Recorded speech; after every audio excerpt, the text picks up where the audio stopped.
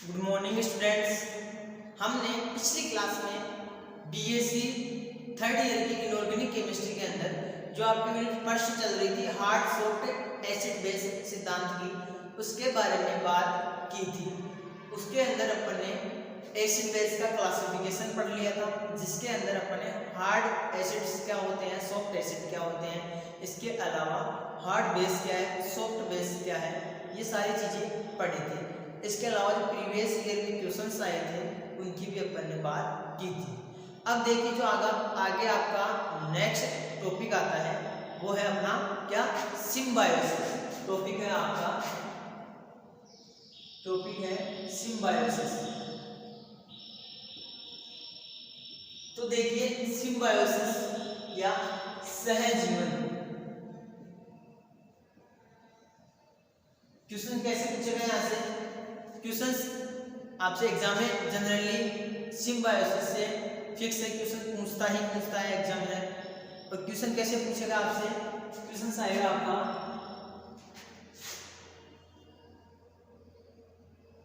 Symbiosis पर टिप्पणी लिखिए, टिप्पणी लिखिए। क्लियर है। Right short note on symbiosis, ऐसे आपसे क्वेश्चन पूछा जाता है। तो देखिए सिम्बायोसिस क्या कहता है। देखो सिम्बायोसिस यह कहता है, सहजीवन अपने को यह बताता है कि किसी पदार्थ की हार्डनेस एंड सॉफ्टनेस, यानी किसी पदार्थ की कठोरता व मृदुता उस परमाणु का विशेष गुण नहीं होता। अर्थात कोई आपका कठोर एसिड होगा या कोई आपका मृदु एसिड होगा या आपका कोई कठोर क्षार होगा या मृदु क्षार होगा, यह उसकी विशेषता नहीं है, वो यह बोलता है। जबकि उसके इस नेचर को कठोर मृदु हार्ड सॉफ्ट, जो हार्डनेस एंड सॉफ्टनेस उसका नेचर है, उस नेचर को अपन परमाणु की प्रकृति पे उसका नेचर परमाणुओं की प्रकृति पर डिपेंड करता है। ये किसने बोला, सिम्बायोसिस ने। कहने का मतलब यह है, सिम्बायोसिस यह कहता है कि जो आपके एसिड और बेस की जो कठोरता व मृदुता है वह किसी परमाणु की विशेषता या गुण नहीं है, विशेष गुण नहीं है। यानी कि इन परमाणुओं की परिस्थितियां, यानी अगर मान लो आपका कोई परमाणु, आपका एटम्स है, उससे जुड़े हुए लिगेंड्स है या उससे अन्य परमाणु जुड़े हुए हैं, तो उस परमाणु पर जो जुड़े हुए दूसरे परमाणु हैं उनकी प्रकृति पर किसी पदार्थ की कठोरता या मृदुता डिपेंड करती है। आई बात समझ में? वापस से बता रहा हूं, सिम्बायोसिस ये कहता है कि किसी पदार्थ की यदि अपन प्रकृति बदल दे तो उसकी जो परमाणु जिससे जुड़ा हुआ है उसकी प्रकृति पर, यानी जुड़े हुए परमाणु की प्रकृति पर जिससे जो परमाणु जुड़ रहा है उसकी कठोरता और मृदुता डिपेंड करेगी। वापस से बता रहा हूं, क्लियर करना इस चीज को। सिम्बायोसिस क्या कहता है, जैसे मान लो आपका ये परमाणु है, अपन बता रहे थे, इससे मान लो कोई X3 परमाणु जुड़ा हुआ है, क्लियर। तो ये परमाणु कठोर होगा या मृदु होगा, यानी कठोर अम्ल होगा या मृदु अम्ल होगा, इसके अलावा कठोर क्षार होगा या मृदु क्षार होगा, ये किस पे डिपेंड करता है, उससे जुड़े हुए परमाणु की प्रकृति पर। यानी जो X जुड़ा हुआ है आपका, उसकी प्रकृति पर इस परमाणु की कठोरता और मृदुता क्या करेगी, डिपेंड करेगी। ये क्या कौन बोलता है, ये बोलता है सिम्बायोसिस। ठीक है, क्लियर है। यदि किसी परमाणु के साथ जुड़े हुए प्रतिस्थापित परमाणुओं की, यदि इस परमाणु यानी कोई भी आपका परमाणु है उस पर जुड़े हुए परमाणुओं की प्रकृति या मान लो मृदु है, तो आपका परमाणु क्या होगा, मृदु नेचर का होगा। यदि जुड़े हुए परमाणुओं का नेचर मान लो कठोर है, हार्ड है उनकी प्रकृति, तो आपका जिससे जो परमाणु जुड़ा हुआ है उसका नेचर भी क्या होगा, हार्ड होगा। क्लियर है? इस चीज को अपन एग्जांपल से समझते हैं।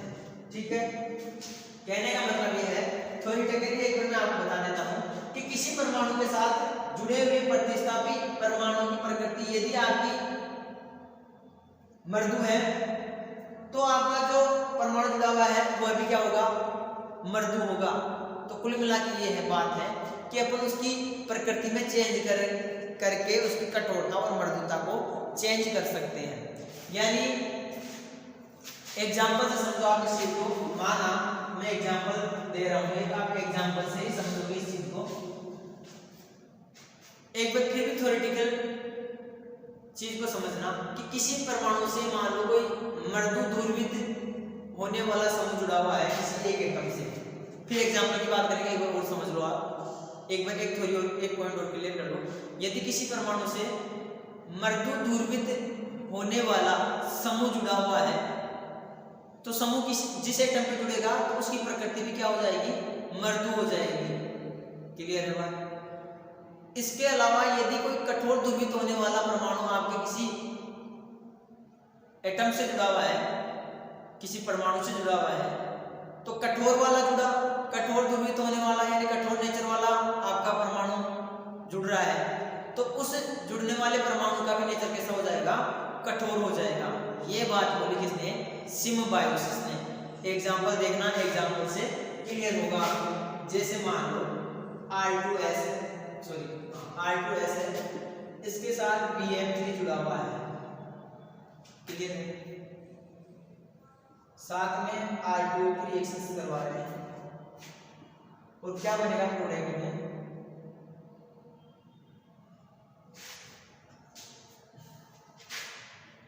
R2O BF3 साथ में निकल जाएगा आपका R2S। क्लियर है? अब देखिए इस रिएक्शंस में आपको ये आइडेंटिफाई करना है कि कौन हार्ड है और कौन सॉफ्ट है, कौन हार्ड एसिड है कौन सॉफ्ट एसिड है। ये आपको पता होना चाहिए। और ये कब पता होगा, जब आपको पियर्सन का क्लासिफिकेशन याद होगा, जो अपन ने पिछली क्लास में पढ़ा है, वहां से आप आइडेंटिफाई कर सकते हो। ठीक है, तो देखिए एक बार देखें कौन सा कंपाउंड आपका हार्ड एसिड है, कौन सा सॉफ्ट एसिड है। देखिए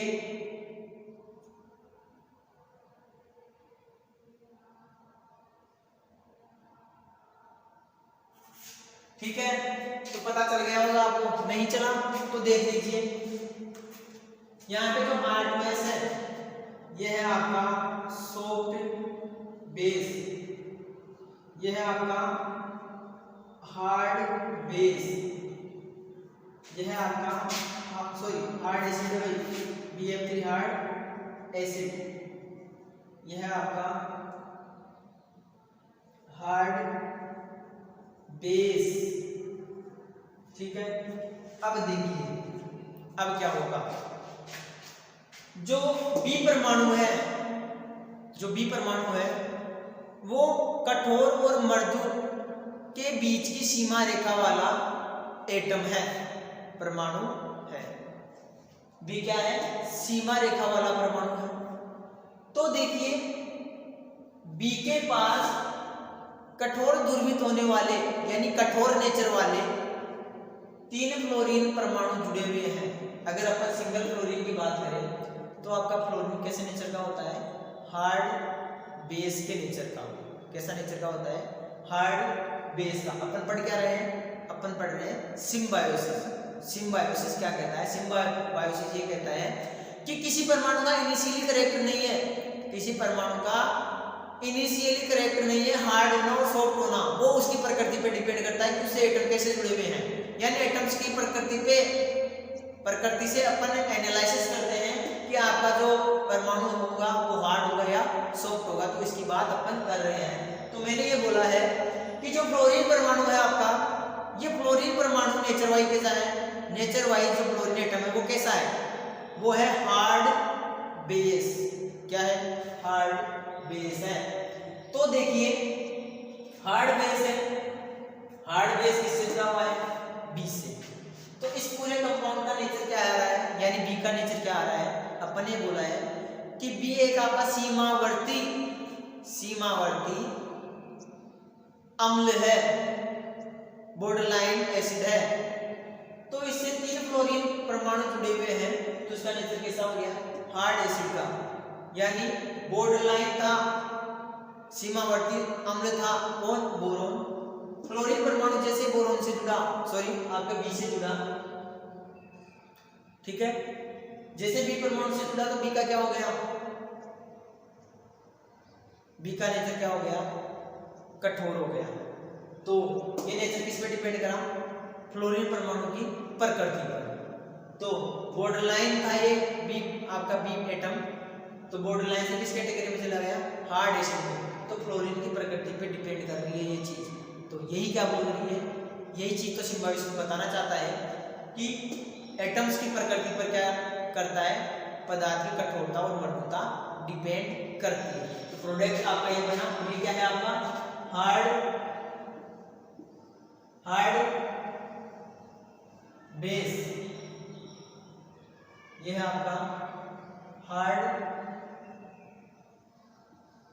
एसिड, ये है आपका सॉफ्ट एसिड। तो देखो हार्ड एसिड, हार्ड बेस दोनों मिलकर बने compound stable according to Pearson theory या HSAB थ्योरी, स्टेबल। और ये क्या था, अनस्टेबल। तो क्लियर हुई बात, अभी और अच्छे से क्लियर होगी, अभी और अच्छे से क्लियर होगी, देखना हो गया ये क्लियर। इसको मैं यहाँ लिख देता हूँ क्योंकि अभी एक रिएक्शन और डाल दिया। ये दोनों, ये क्या था आपका अनस्टेबल, और ये क्या है आपके स्टेबल। अब देखिए एक रिएक्शन में ले रहा हूं R2O दो, आपका क्या है यहाँ पे BH3, क्या है BH3। पहले क्या था, जो BF3 था वहां पे क्या था, BF3 था, और मान लो इससे जुड़ा हुआ है आपका क्या, जैसे R2S।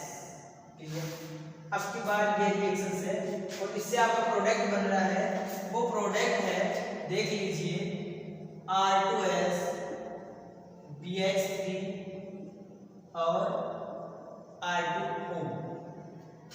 अब ये रिएक्शन क्या करती है, इस रिएक्शन से अपन क्या समझेंगे, देख लीजिए अपन सिम्बायोसिस की बात कर रहे हैं। ये दोनों रिएक्शंस बहुत अच्छे से एक्सप्लेन करती है किसको, सिम्बायोसिस को। तो आपको बहुत अच्छे से क्लियर होगा, देखना इस रिएक्शंस को। तो देखो R2O है, R2O का नेचर कैसा होता है, अभी बताया था, कैसा होता है, हार्ड बेस का, आपका क्या है, हार्ड बेस है, क्लियर। BH3 क्या होता है, BH3 आपका मृदु अम्ल होता है। पहले BF3 था, BF3 क्या था आपका, कठोर अम्ल था, और ये क्या है, मृदु अम्ल या सॉफ्ट अम्ल है, क्लियर है। तो देखिए ये क्या होगा, सॉफ्ट एसिड, क्लियर है। तो देखो, और ये क्या है आपका,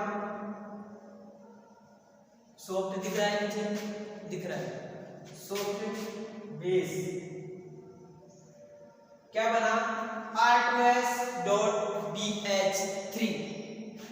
अपना प्रोडक्ट क्या बन रहा है, ये बन रहा है। ठीक है, तो इसमें देखिए चेक कर लेते हैं, ये क्या बना, ये क्या है आपका सॉफ्ट बेस, ये है आपका सॉफ्ट एसिड, क्या है कंपाउंड आपका स्टेबल,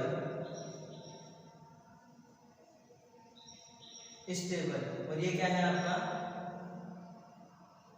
हार्ड बेस। तो कुल मिला के बात ये है, अब देखना पॉइंट क्या निकल के आ रहा है, ट्विस्टिंग पॉइंट जो आपका मेन पॉइंट से इस थ्योरी का क्या निकल के आ रहा है।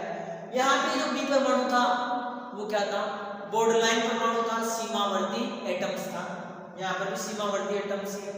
यहाँ पर 3 फ्लोरीन जैसे इससे अटैच हुए, इससे आपके बी एटम से, क्लियर है, किससे अटैच हुए बी, तो यहाँ पे बी एटम्स का, बी परमाणु का 3 फ्लोरीन जुड़ने की वजह से इसका नेचर कैसा हो गया, हार्ड एसिड था, जबकि था कैसा सीमावर्ती अम्ल था। फिर यहाँ पे देखिए जो हाइड्रोजन जुड़े हुए हैं, अर्थात जो आपके 3 मृदु धन विद्युती हाइड्रोजन परमाणु जुड़ जाने से आपकी जो BH3 का नेचर है, जो BH3 का नेचर है वो कैसा हो गया, सॉफ्ट एसिड का। आई बात समझ, तो 3 विद्युत ऋणी हाइड्रोजन एटम्स जुड़ जाने की वजह से, और H- आपका किस श्रेणी में आता है, आपका H- आता है, किसमें आता है भाई बताना, देखें H- आता है आपका सॉफ्ट बेस की श्रेणी में। यहाँ पे जो H जुड़ा हुआ है माइनस के फॉर्म में, H- किस श्रेणी में आता है, सॉफ्ट बेस की श्रेणी में, और फ्लोरीन माइनस किस में आता है, हार्ड बेस की श्रेणी में। तो देखिए जैसे इससे ये जुड़ा, 2 हाइड्रोजन धन आयन, हाइड्रोजन परमाणु, धन विद्युतीय हाइड्रोजन परमाणु है ये आपका। जैसे हाइड्रोजन परमाणु अटैच हुआ तो इसका नेचर कैसा था, सॉफ्ट था, तो ये Br को भी कैसा कर दिया इसने, Br को भी सॉफ्ट कैटेगरी में डाल दिया, यानी इसका नेचर भी क्या हो गया, सॉफ्ट एसिड का। और BF3 में जो फ्लोरीन का नेचर था वो कैसा था, हार्ड बेस का था, तो इसका टोटल जो नेचर हो गया वो भी इस ब्रोमीन आपका बी परमाणु है उसका नेचर कैसा हो गया, हार्ड हो गया, क्यों, फ्लोरीन हार्ड है। तो जुड़ने वाला परमाणु हार्ड था, तो उसके ऊपर इसकी हार्डता डिपेंड कर रही है। यहाँ पे जुड़ने वाला परमाणु जो H है वो सॉफ्ट नेचर का था, तो आपका जो बी एटम था वो सीमावर्ती था, तो सॉफ्ट नेचर वाला एटम जैसे इससे जुड़ा तो इस बी का नेचर भी कैसा हो गया, सॉफ्ट, और ये क्या हो गया, सॉफ्ट एसिड हो गया। और रिएक्शंस क्या बनी, सॉफ्ट एसिड और सॉफ्ट बेस स्टेबल कंपाउंड, यहाँ पे hard acid hard base stable compound. तो आपकी जो पियर्सन जो सहजीवन सिम्बायोसिस है, ये यही तो कहना चाहता है कि किसी परमाणु की कठोरता और मृदुता इस परमाणु का विशेष गुण नहीं होता, उस कठोरता और मृदुता को अर्थात हार्डनेस और सॉफ्टनेस को अपन परिस्थितियां चेंज करके उसकी कठोरता और मृदुता को अपन क्या कर सकते हैं, चेंज कर सकते हैं। ये किसने बोला, आपकी सिम्बायोसिस जो सिद्धांत है सिम्बायोसिस का, सहजीवन है, ये चीज ये बोलता है। आपको एग्जाम्पल अच्छे से क्लियर हो गया होगा। इसमें क्या किया जा रहा है, यहाँ पे इस जो आपका बी परमाणु है, ठीक है, इस बी एटम्स की क्या कर रहे हैं, प्रकृति में चेंज कर रहे हैं। यहाँ पे कठोर लिगेंड जोड़ा तो इसका कठोर लिगेंड जोड़ने की वजह से इसका नेचर क्या हो गया, कठोर हो गया। यहाँ पे सॉफ्ट लिगेंड जोड़ने से इसका नेचर क्या हो गया, सॉफ्ट हो गया। ये आपकी सिम्बायोसिस थी, क्लियर है, ठीक है, उतार लीजिए, स्क्रीनशॉट ले लीजिए। क्लियर है, यहाँ तक हो गया, मिटा दें।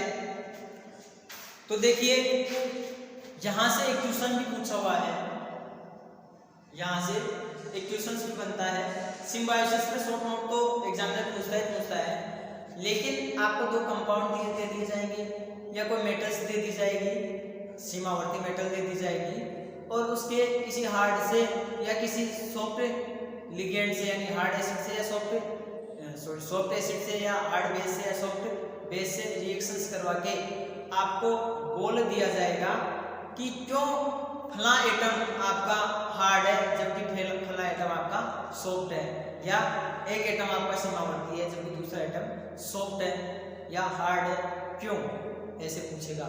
जैसे एक एग्जाम में एक क्वेश्चन पूछा हुआ है, आपको देखना क्वेश्चन आपका, क्वेश्चन की बात करते हैं। उस क्वेश्चन का जो आंसर निकल के आएगा वो आंसर आपका सहजीवन या सिम्बायोसिस से ही निकल करके आएगा, ठीक है।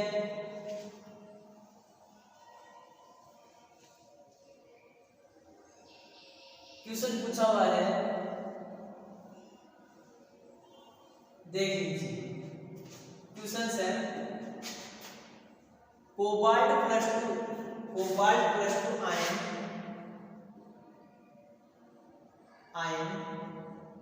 एक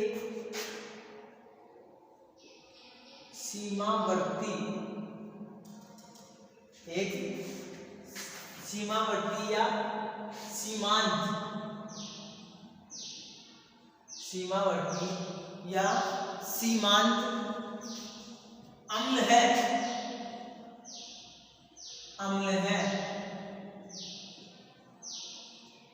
जबकि में क्या देते हैं इन्होंने COCN का होल 5 और माइनस का 3, क्लियर है। सीमांत अम्ल है जबकि COCN होल 5 माइनस 3 एक मर्दू अम्ल है, एक मर्दू अम्ल है, क्यों? तो देखिए इसका आंसर भी किससे निकल के आएगा, सिम्बायोसिस वाले आपके टॉपिक से ही निकल के आएगा, ठीक है। 2014 में 17 में रिपीट है क्वेश्चन, इसके अलावा एक साल और भी पूछा हुआ है, कौन सी ईयर पूछा हुआ है, लेकिन 3 बार रिपीट है क्वेश्चन। तो देखिए ऐसा ही क्वेश्चन और देखेंगे अभी। तो यहाँ पे जो कोबाल्ट प्लस 2 है, यहाँ पे कोबाल्ट ऑक्सीजन का प्लस 2 दे रखा है, यहाँ पर भी अपन ऑक्सीडेशन स्टेट निकालेंगे कोबाल्ट की, तो कितनी आएगी, +2 ही आएगी। तो वहां पे तो +2 वाला आपका कोबाल्ट एटम्स है, जो मेटल्स है, तो वो कोबाल्ट क्या है आपका सीमावर्ती अम्ल है, जबकि उस कॉम्प्लेक्स में वो एक मर्दू अम्ल होता है, क्यों? तो देखिए इस चीज को अपन कैसे समझेंगे, सिम्बायोसिस। सिम्बायोसिस क्या कहता है कि किसी परमाणु का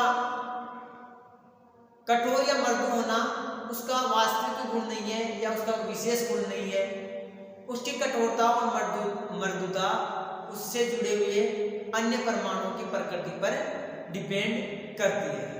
तो ये तो आपको पता है कि कोबाल्ट प्लस क्या है, एक सीमावर्ती अम्ल है।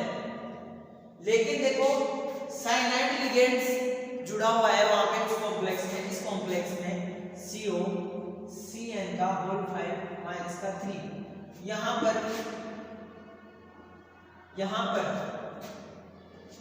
पर कोबाल्ट से साइनाइड लिगेंड जुड़ा हुआ है, और इस साइनाइड लिगेंड का जो नेचर होता है, जो साइनाइड लिगेंड की प्रकृति है वो कैसी होती है, यानी अपन ने पीएसएन के क्लासिफिकेशन में साइनाइड को कहाँ रखा था ये याद होना चाहिए आपको।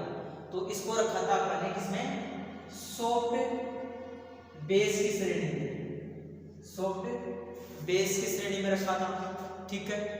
तो देखिए जैसे इसको सॉफ्ट बेस की श्रेणी में रखा था, तो सिम्बायोसिस क्या बोलता है कि किसी परमाणु पर जुड़े हुए परमाणु की प्रकृति, यानी इस कोबाल्ट से जुड़े हुए परमाणु आपके कौन है, साइनाइड लिगेंड है, तो इन साइनाइड लिगेंड की प्रकृति पर इसकी कठोरता या मृदुता डिपेंड करेगी, क्लियर। तो ये क्या है, सॉफ्ट बेस है, तो ये भी क्या होगा आपका सॉफ्ट होगा। तो यहाँ पे कॉम्प्लेक्स किससे मिलकर बना होता है, एसिड और बेस से, तो यहाँ पे क्या हो जाएगा, दुर्बल अम्ल हो जाएगा, सॉफ्ट एसिड हो जाएगा। बिकॉज क्योंकि इससे जुड़ने वाला जो लिगेंड है, जो आपका क्षार है, उसका नेचर कैसा है, सॉफ्ट है। तो सॉफ्ट बेस और soft acid, soft acid, clear है। तो सॉफ्ट एसिड और सॉफ्ट बेस से मिलकर बना हुआ है, इसलिए स्टेबल है। तो अब समझ में आ गया होगा, क्योंकि कोबाल्ट +2 आपका क्या है, एक सीमांत अम्ल है, जबकि कोबाल्ट और साइनाइड कॉम्प्लेक्स आपका क्या है, मृदु अम्ल है। समझ में आ गया होगा, क्यों है, क्योंकि सिम्बायोसिस ये कहता है कि किसी परमाणु का विशेष गुण नहीं होता, क्या, कठोरता और मृदुता, वो उस पर डिपेंड करता है, उससे जुड़े हुए परमाणु की नेचर पर डिपेंड करता है। तो कोबाल्ट +2 सीमावर्ती आपका क्या था, अम्ल था। इससे जुड़ने वाला लिगेंड आया, जो बेस आया, वो आपका सॉफ्ट बेस था। तो सीमावर्ती कोबाल्ट किसमें चेंज हो गया, दुर्बल अम्ल में चेंज हो गया, सॉफ्ट एसिड में चेंज हो गया। और आपका सॉफ्ट एसिड और सॉफ्ट बेस से मिलकर कंपाउंड, सॉफ्ट एसिड और सॉफ्ट बेस से मिलकर जो कंपाउंड बना वो आपका स्टेबल होगा। तो कोबाल्ट की प्रकृति सिम्बायोसिस के अनुसार साइनाइड लिगेंड की वजह से चेंज हो रही है। आई बात समझ में, इस वजह से ही आपका ये सीमांत अम्ल है और ये सॉफ्ट अम्ल है, दुर्बल अम्ल है। क्यों, आपको पता चल गया होगा। ठीक है, फटाफट से स्क्रीनशॉट ले लीजिए, आंसर आप लिख लेना अपने हिसाब से, मैंने पूरी चीजें समझा दी है। ठीक है, आगे ऐसे इक्वेशंस की और बात करते हैं। देखिए एक क्वेश्चन और पूछा हुआ है, उसमें क्या कर रखा है, उसमें कोबाल्ट का नेचर, एक का तो क्या था, सीमावर्ती है, और एक कॉम्प्लेक्स में कठोर अम्ल है। देखना क्वेश्चन से एक पूछा हुआ है, कोबाल्ट +2 वही आयन, कोबाल्ट +2 आयन एक सीमांत अम्ल है, जबकि CONH3 का होल 5 +2 ऐसे बना के दे दिया कॉम्प्लेक्स +2 क्या है आपका +2 एक कठोर अम्ल है। क्यों, तो अब इसको देख लीजिए क्या होगा, चार्ज कितना है इस कोबाल्ट पे, +2। ठीक है,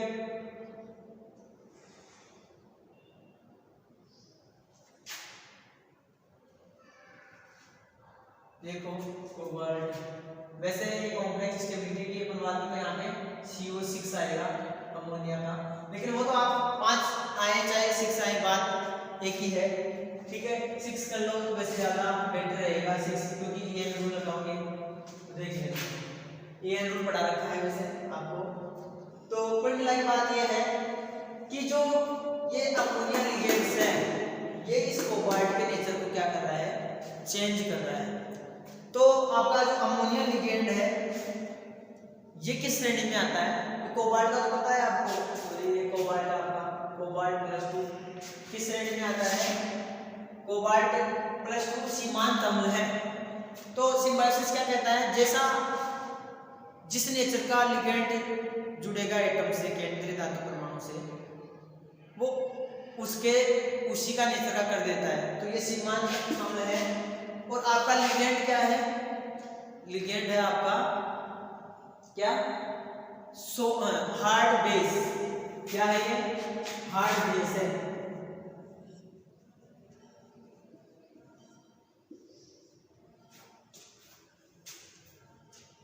तो देखो हार्ड बेस है,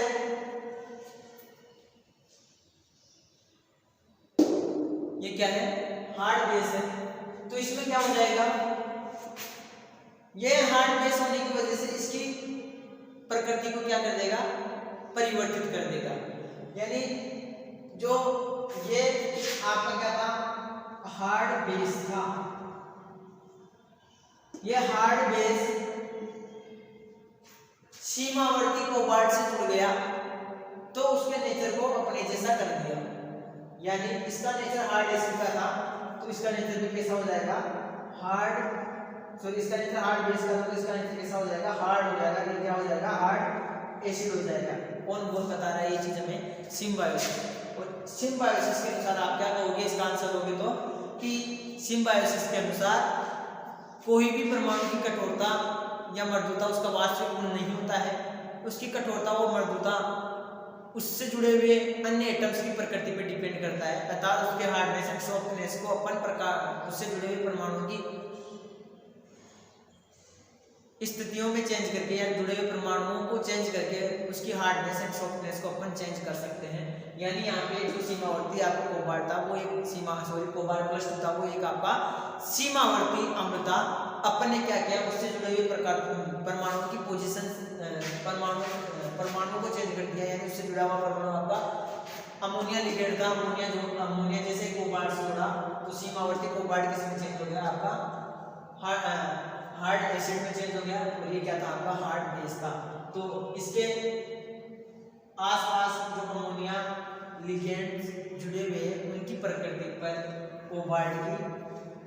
कोबाल्ट का नेचर डिपेंड करता है। तो आप इजीली हर क्वेश्चन का आंसर दे सकते हो।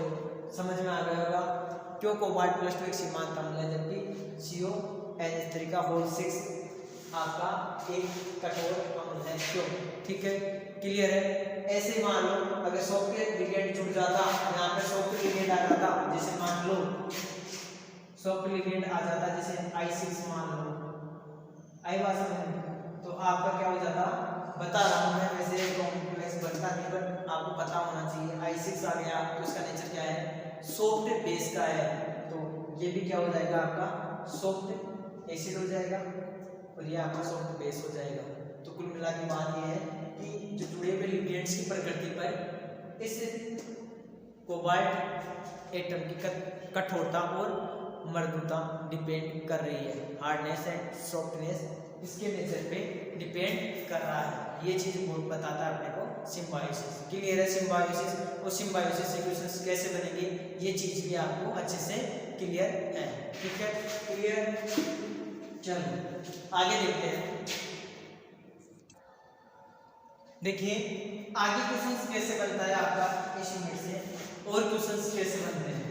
एक क्वेश्चन आपका ऐसे भी बनता है, क्लासिफिकेशन से क्वेश्चन कैसे बनता है देख लीजिए।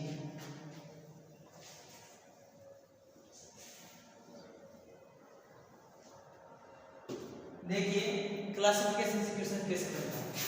क्वेश्चन आपका ऐसे पूछता है, निम्न में से कौन सा मृदु अम्ल होगा, कौन सा कठोर अम्ल होगा या कौन सा बॉर्डरलाइन अम्ल होगा, इसके बारे में क्वेश्चन पूछता है।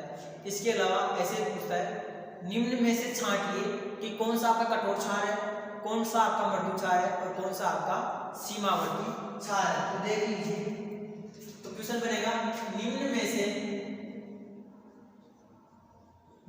से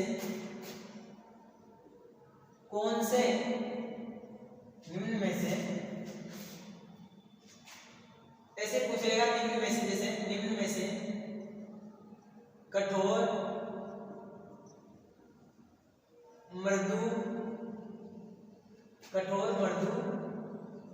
व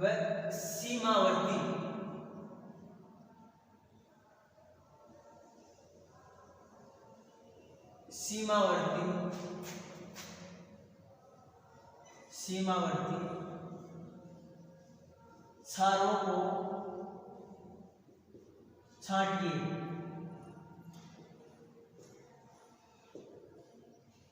तो देख लीजिए कौन कौन से आपके क्षार होंगे। जैसे क्वेश्चन दे दिया और आपको छठवां राय में छांटिए। तो देख लो आपको छांटना है, आपको इससे छांट दे दिया, H माइनस दे दिया, इसके अलावा जैसे मान लो आपको Br माइनस दे दिया, इसके अलावा आपको मान लो जैसे साइन दे दिया, NO2 माइनस दे दिया, ठीक है, OH माइनस दे दिया, क्लियर, ठीक है। तो देखिए लास्ट हो गया आपका R माइनस, ठीक है। तो देखो ये चीज है H माइनस Br माइनस साइन minus NO2 OH minus R minus, ये दे दिया आपको, और इनको आपको अलग अलग छांटना है कि कौन आपका कठोर अम्ल है, सॉरी कठोर क्षार है, कौन आपका मृदु क्षार है, और कौन सा आपका सीमावर्ती क्षार है। तो देख लीजिए कैसे आइडेंटिफाई करेंगे। तो आपको आइडेंटिफिकेशन करने के लिए सबसे जरूरी चीज ये है कि आपको क्या आना चाहिए, जो क्लासिफिकेशन कर रखा है अपने बेसिस का वो आना जरूरी है, क्लियर, वो आना जरूरी है जो पियर्सन ने अपन को बताया था, ठीक है। अगर हमें क्लासिफिकेशन याद है तो अपन आसानी से अम्ल क्षारों को क्लासिफाइड कर सकते हैं। तो देख लीजिए ध्यान से सॉल्यूशन क्या होगा इसका। सबसे पहले बात करते हैं हार्ड बेस की। तो हार्ड बेस में देखिए कौन सा परमाणु आ रहा है, कौन सा एटम, कौन सा कंपाउंड आ रहा है आपका इसमें। तो मेरे हिसाब से आपका OH माइनस किसमें है, कठोर क्षारों की श्रेणी में आता है, ठीक है। इसके अलावा बात करते हैं सॉफ्ट बेस की। फिर है आपका बॉर्डर, पहले बॉर्डर लाइन ले लेते हैं, बॉर्डर लाइन बेस। फिर है आपका सॉफ्ट बेस। तो देखिए बॉर्डर लाइन बेस में आपको पता है क्या क्या कौन सा आता है, ब्रोमीन माइनस और NO2 माइनस, ये आते हैं आपके बॉर्डर लाइन कैटेगरी में। किसमें आते हैं, बॉर्डर लाइन कैटेगरी में। देख लो कौन कौन आ गया, हार्ड बेस में आपका OH माइनस आ गया, बॉर्डर लाइन में आपका Br आ गया और NO2 माइनस आ गया। अब क्या बचा है इसमें से, क्या बचा है, केवल कौन कौन से कंपाउंड बच गए आपको आसानी से दिख रहे होंगे। जो बच गए सारे वो किस कैटेगरी में आ जाएंगे, वो सॉफ्ट बेस की कैटेगरी में आ जाएंगे, दुर्बल क्षारों की श्रेणी में आ जाएंगे। तो कौन से हैं आपके, जैसे H माइनस, साइनाइड माइनस और आपका R माइनस, ये तीनों किस कैटेगरी में आएंगे, आपके बॉर्डर लाइन कैटेगरी में, यानी सीमावर्ती क्षारों के अंदर, ठीक है, क्लियर यहाँ तक। इसके अलावा मान लो कुछ और भी अरेंज कर दे, जैसे NH2 अरेंज कर दे, तो NH2 को कहाँ पे लेके जाएंगे अपन, कहाँ पे आता है NH2 आपका हार्ड बेस के अंदर, तो ये आ जाएगा यहाँ पे। ऐसे मान लो आपका फ्लोरीन माइनस दे दे, आयोडीन माइनस दे दे, ठीक है, तो फ्लोरीन माइनस कहाँ पे आएगा आपका, फ्लोरीन माइनस आएगा किस कैटेगरी में, हार्ड बेस की श्रेणी में, तो यहाँ पे फ्लोरीन माइनस। आयोडीन माइनस कहाँ पे आता है आपका, आयोडीन कहाँ पे है, आयोडीन को अपन ने रखा था सॉफ्ट बेस की श्रेणी में, तो आयोडीन कहाँ पे आ जाएगा आपका, यहाँ पे आएगा I माइनस, I पास में। तो ऐसे आपको कुछ भी दे सकता है, तो आप कंफ्यूज नहीं होना, आप इजीली आराम से बता सकते हो, क्लियर है, क्लियर, ठीक है।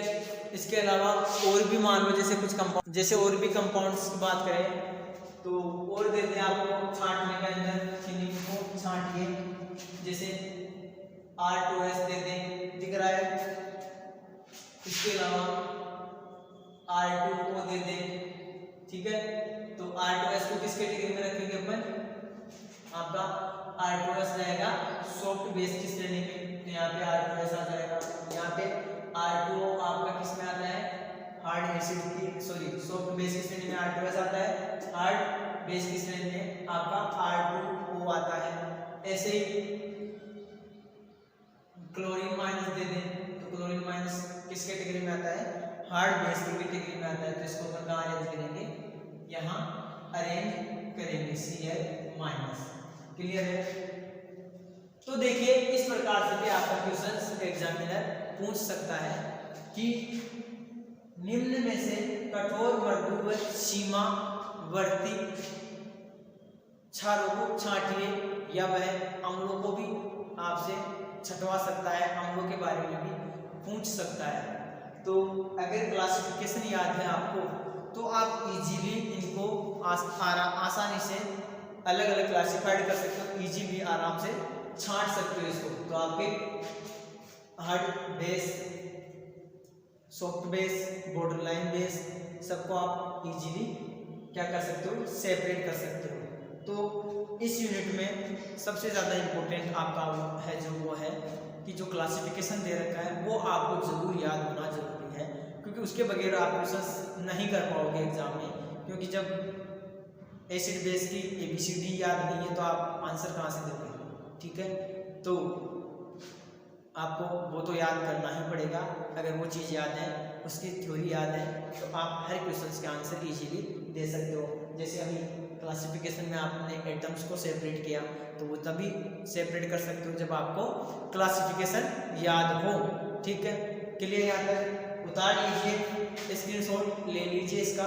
ठीक है, आगे फिर अपन जो भी अगला अपना नेक्स्ट टॉपिक रहेगा या नेक्स्ट क्वेश्चन रहेगा वो अपन आगे की क्लास में देखेंगे। ठीक है, क्लियर? उतार लीजिए, स्क्रीनशॉट ले लीजिए इसका।